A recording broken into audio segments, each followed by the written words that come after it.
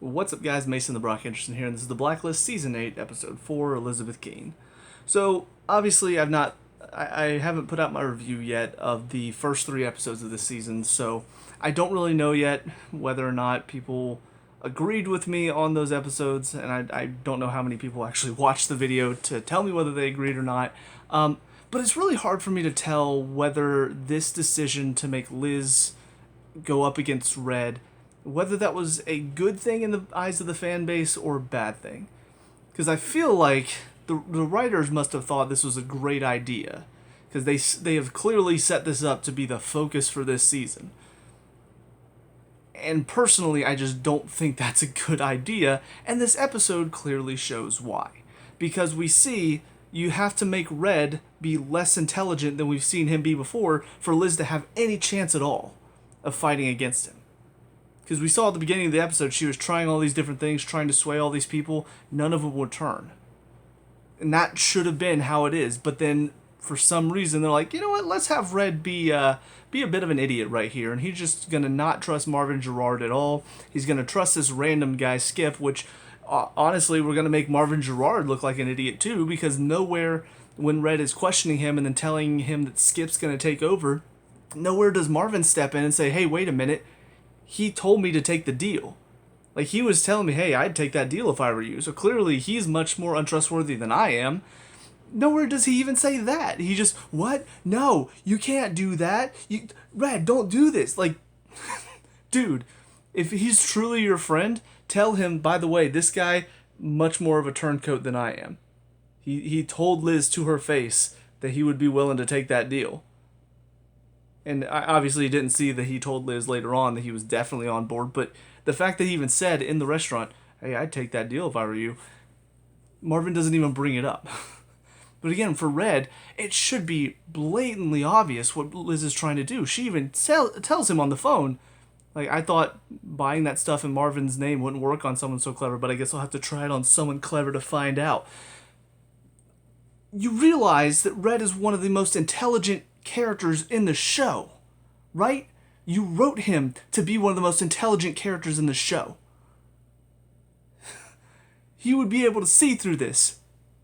The fact that she told Wrestler that Marvin had turned on him in this train station where she wasn't actually... He should realize she's playing both the FBI and him, right?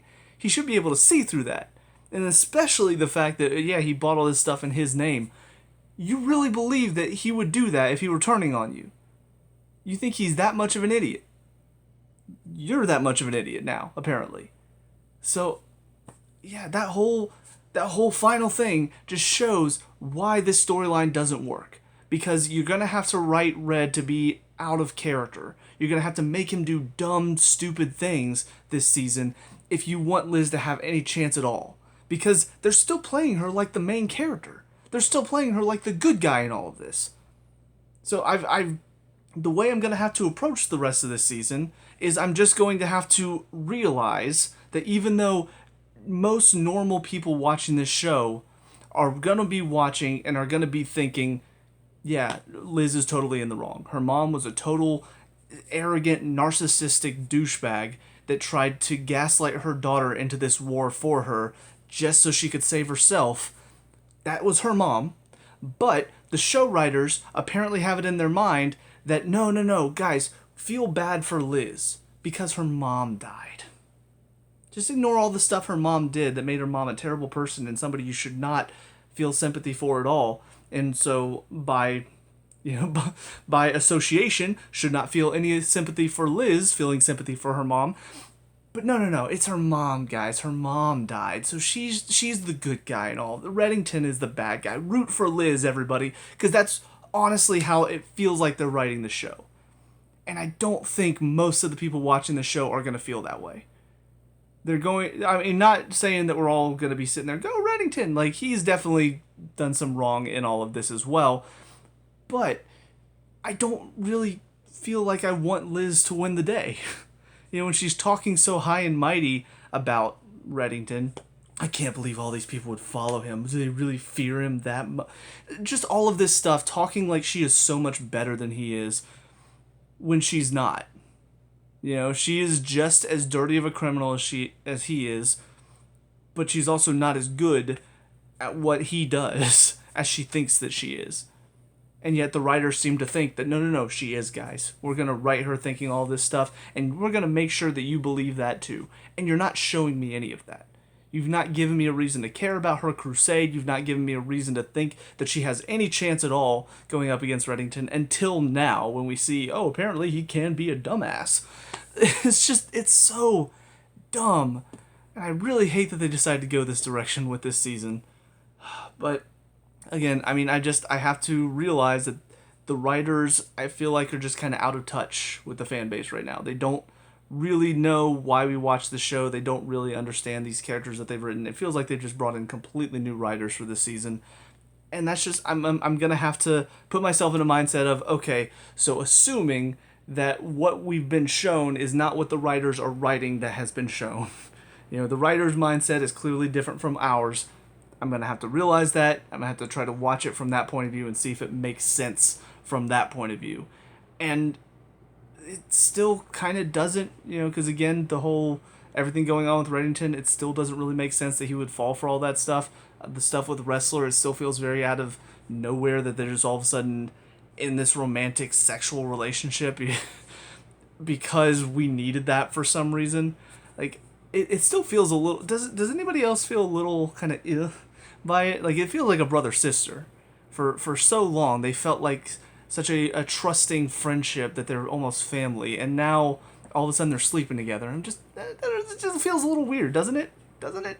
You ever had those friends? I know I have a friend that I trust her with my life, but I view her as a sister. So anything there is just kind of, You know, that's kind of how I viewed Wrestler and Liz, and now they're deciding, nope, we're gonna go ahead and make them a couple now, because I guess there's probably a section of the fan base calling for it. So, I don't know. I'm a little frustrated. I will say so the two good things that came out of this, first of all, getting to see Aram take care of Agnes. Aram's had a bit of a rough patch recently. You know, I was not a fan of the whole story with Elodie and all that stuff they did with him last season. But before that, he was probably my favorite character on the show. You know, he and Saram were very sweet, very cute couple. But he has just had a lot of really fun moments, and he's a really well-written character until last season, at least. So it was really nice to see kind of a return to form for him, because him taking care of Agnes was just absolutely adorable. And it makes me wish that he would find somebody that he could have kids with, so he could be this good of a father to to a little girl. Because I watching him this episode, I'm like, oh, he's definitely going to be a girl dad for sure. So just something that was very nice, and again, it brought Aram back from all of that absolute terrible shit he was doing last season with Elodie. And then the other good thing was kind of seeing how the team was involved in all of this, you know, because there were moments, obviously at the end of the episode, it kind of felt like they went back on a lot of what they were saying. You know, Ram's speech to Liz when she came to get Agnes, in my opinion, was like, thank you. You know, he finally told it how it was. Wrestler, I think, at one point, even kind of told her how it was. But then, of course, at the end of the episode, they kind of just all, yeah, you know, I thought this was going to be easier, but yeah, it's hard. I don't know if we should bring her in. Like, but in my opinion, you've had all these reasons that you've been talking about throughout the episode as to why you should be bringing her in, why she's not in the right. And yet by the end of the episode, it feels like the team is almost on her side. But I don't know. It was really hard to tell if that's how they were feeling, or if they were more so just in the heat of the moment. They just really frustrated with losing her at the station. But I don't know. I'm not saying that I'm fully on Reddington's side, because I do think a lot of the stuff he's hidden, we'll see what the reasoning is behind all of it, and maybe once we know the reasoning, maybe it will make more sense to us. But I do agree with Cooper that he has built up this mistrust from Liz for a while. I do agree with that. However, this whole I'm going to kill him because of what he did to my mom, again, you shouldn't... You're choosing between somebody who doesn't care if innocents are caught in the crossfire, somebody who's only out for herself and nothing else. Like, she didn't care about anybody else. She was willing to put her own daughter in the line of fire just to protect herself. Compared to somebody who, he's in it for himself too, but he's also in it for everybody else. He's trying to protect you. He's trying to protect most of the time trying to protect the team that he's working with. He's trying to bring down these evil people. There's not really much of a choice there.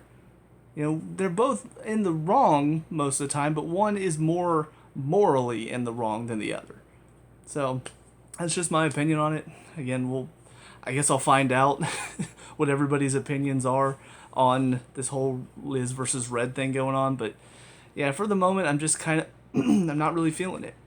I feel like I'm more struggling through these episodes because you're trying to convince me that Liz is the good guy in all of this, and I don't really feel that way. So, but anyways, on to the next episode. I'll see you there in a sec. And now episode 5, the Freiburg Confidence. Okay, sorry, my brain is a little gone because trying to ignore my computer. Trying to keep up with what exactly the writers are thinking they're doing with Elizabeth is very, very frustrating and very mind-boggling because, you know, she teams up with this group of thieves, but they only steal from criminals. So you're like, okay, so they're trying to make her seem like she's on the side of right things because, yes, she's teaming up with thieves, but they only steal from criminals, and she wants them to steal from Reddington. So, okay, you know, that kind of makes her look on the right side of things, you know, like a good guy maybe. But then she also apparently lets the freelancer out of prison. And in my opinion, this sets up for several issues that make her seem like she is definitely the bad guy. First of all, this is a guy, and they reminded us, because honestly, obviously I forgot. It was first season, it was the second episode. I totally forgot about this case because it's been so long since I watched it. But this guy killed people by setting it up to make it look like accidents and kill one person in a crowd of a bunch of random people. So already, if she's going to be utilizing him, if she's going to be using his skills, that means she's totally okay with several people being killed, several innocents being killed, just to get to one man, Raymond Reddington. It's what it seems like that she's okay with. She's okay with letting this guy out of prison so she can use him to get to Reddington. But again, how does he do it? He normally kills a group of people that contains the one person that he's trying to kill. So Liz is okay with casualties now. Because that was the thing. Whenever she found out Wrestler was in the room, you could tell she felt awful about it.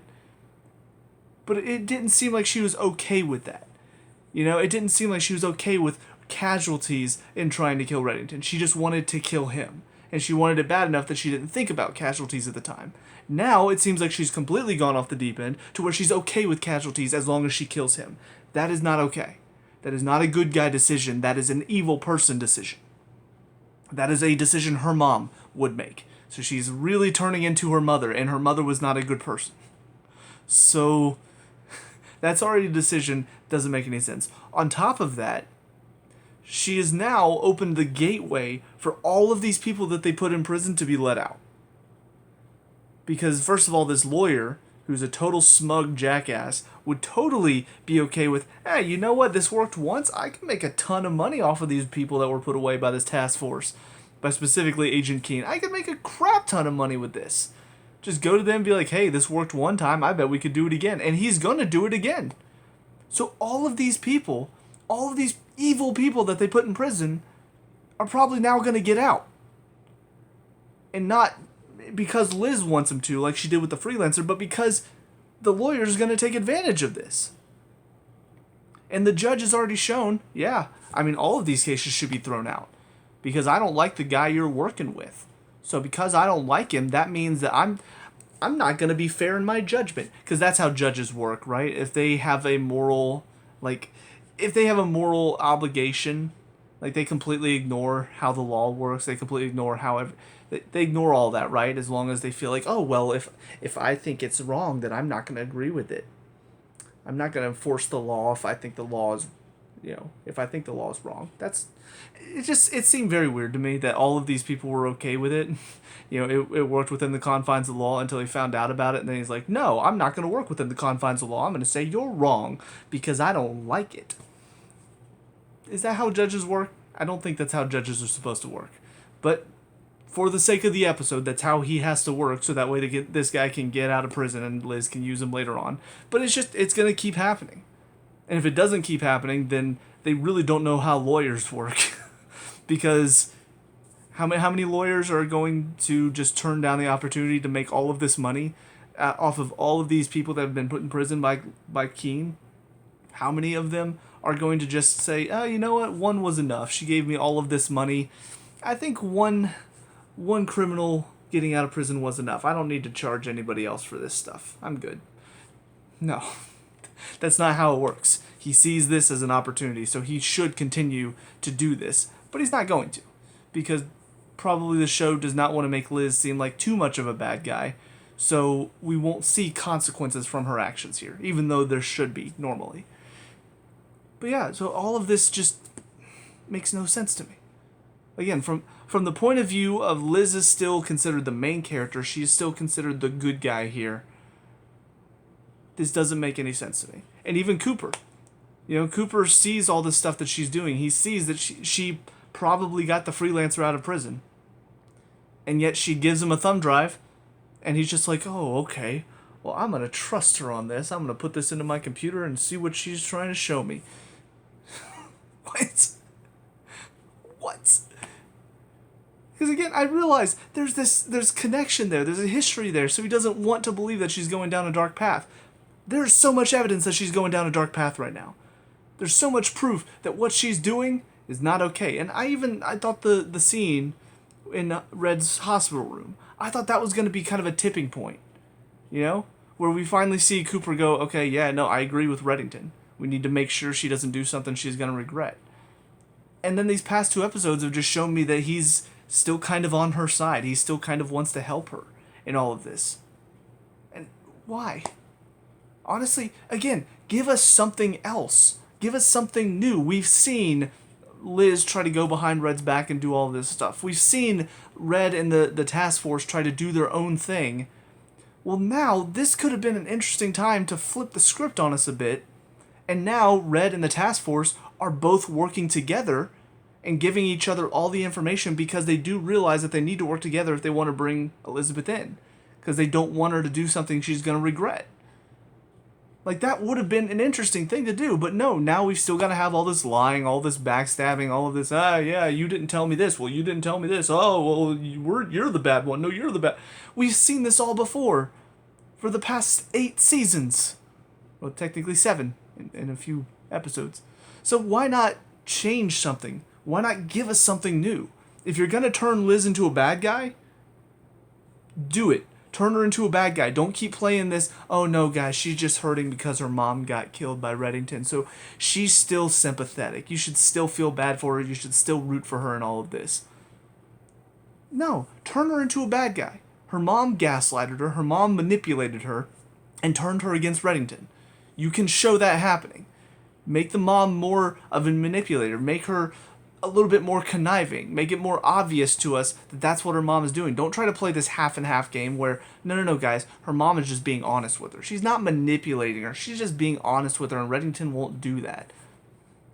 No. That's not what's going on. She's not doing it for Liz's sake. She was doing it all for her own sake. Show us that. And then, once Liz has gone down this dark path, maybe people that are close to her, like Wrestler, will be a little hesitant to believe that she's going down this dark, evil path. But if you show that to us, we can accept it a bit better. And then once the team and Wrestler and Reddington, once they all see this, now all of a sudden it can be guys, we have to stop her. We don't want to kill her, we don't want to hurt her, but we have to stop her from turning down this dark path. Turning down this path of no return, where once she kills Reddington, it's going to set off a lot of stuff that's going to be really, really bad for her. But that's not how it feels. It feels like the team sympathizes with her. It feels like the team wants to support her, wants to be against Reddington, but also doesn't want to support some of the decisions she's made. It's just this half and half, playing both sides ballpark, and it's not interesting, because again, we've seen a lot of that before in this show. So I don't know. We'll see what happens next, but on to the final of these 3 episodes. I'll see you there. And now episode 6, the Wellstone Agency. So ultimately, this one was a much more sentimental episode, not as much focused on the main plot. Obviously, there were still some moving parts where we see Reddington finding out about this Bosnian agent that Elizabeth was meeting with. So kind of taking a little bit of a break from that because obviously I didn't know about this because they did talk about the actor that played Dom. He had passed away in between filming season 7 and 8. But they obviously still had a little bit more to do with Dom, so they recast. But with Glenn, obviously, he wasn't a main player. He was more of just a side character that would show up occasionally. So it was nice that they decided to sort of just send his character off with some good respect and almost... Because I've seen shows do this before, and I always like it when they do it. It almost feels sometimes like they're not talking about the character. Like they do a good job of really sending off actors who have passed away with good respect and some really nice things to say about them. So yeah, obviously rest in peace to Clark Middleton, and it was a good episode in that regard because there was kind of that feeling of Glenn sort of being the only one who could almost intentionally piss off Red and get away with it, because like he said at the end of the episode, he just was never afraid. So it was a really nice moment, and I thought the speech from James Spader at the end was really good. I do wonder if they'd become close working together in this show, because obviously I don't really know about personal lives. I don't know if they got along or anything, but it seemed like he really brought out the emotion for that final scene. So it's also really random but kind of funny to have Huey Lewis show up as well, and give what started as kind of like a goofy little scene, but seeing, I don't know, something about the way they kept cutting to the mom and seeing Glenn's mom's reaction, it's definitely something that I could tell would stir up emotion in some people, because at the end of the day, Glenn was a little weird, his mom's a little weird, but to see her get so excited, seeing all of this fantastic stuff about her son that she kept hearing and she believed fully, seeing it in front of her is something that she just was obviously enjoying to no extent. So yeah, it was a really nice moment, and it didn't get me really choked up, but it was just, it made me feel good, especially because I've not really felt good about the show this season. But as far as the main story stuff, I mean, again, not much happened. It was kind of nice to see Aram get his moment to shine. I love the scene. Wrestler's like, I don't speak any language. Park, I speak Korean. Does sign language count? No, Ram. Sign language. Oh, well, then I've only got 6. You got 6? I don't know. Something about that was kind of a funny little twist on it. But yeah, it was a nice moment for him. And Red goes so far as to trust him and bring him into the plan as well, and have him be the interpreter. So, and I do wonder, because Reddington read the name and then gave Cooper the name. I don't really feel like that's it. I feel like there's something else to it. It wouldn't be as simple as that. But again, I would like to see the team in Reddington actually start working together and not just pretend to be working together, because it would be something different. We've not seen people just trust each other and actually try to help. They're like, oh yeah, we'll help. Don't actually help. Make sure we get there first, okay? Yeah, no, we're working together. We're not actually working together fully, okay? Just get there before him. Ah, yeah, we're all good. It's kind of getting old, and it's because it's been done in the show so often that at some point you want to see maybe the formula change up a little bit. And even though obviously Liz going down a dark path and basically becoming evil and trying to kill Reddington is a bit darker than they've taken this story before, it's still the same story of Liz not trusting Reddington not telling her everything, and we've seen that done before. We've just not seen her take it to these lengths before. So it's pretty frustrating that we don't seem to be getting out of that formula. We're still stuck in it. we also do see Park in this episode. It does feel like most of the team, whenever, whoever's come onto the team, there's gotten to be a point where they've needed to rely on Reddington for something. And Park finally hit her limit in this episode. I do wish we had gotten to see her hanging out with this friend a little bit more often, because it was very sudden, where she sees a friend in trouble. All of a sudden, this friend is being attacked by a loan shark, and then she goes and tries to deal with the loan shark, doesn't get her way, and then the loan shark, her friend dies of her injuries. The loan shark's trying to hurt her other friend, and all of a sudden, she goes and basically, I don't know if she killed the guy or if she just beat him senseless, but obviously, she had Reddington get rid of the body. I feel like that would have been a little bit more impactful if we felt truly what Park was going through, if we saw this connection to her friend, and it didn't just pop up in this episode. Obviously, we know Park has that history of turning to violence very quickly and very aggressively, but I don't know. I feel like we can still at least see what builds up to that point better than what they showed us in this episode, by just saying, hey, by the way, she's got this really good friend that she knows pretty well, and now she's in trouble. Oh no. It just seemed very sudden and, I don't know, a little too obvious. But yeah, all in all, I mean, it was a decent episode, but mainly just because they took the focus away of the stuff that I'm not enjoying this season. And again, it's always touching to see whenever an actor gets paid tribute in a show that they were involved in, and done in such a nice way as well. So that's it for these 3 episodes, though. So let me know what you guys think down in the comment section below. What were your thoughts on these 3 episodes? Let me know. We can talk about and discuss all that good stuff. Leave a like and subscribe, future Blacklist reviews, and I'll see you guys in the next one. Peace out.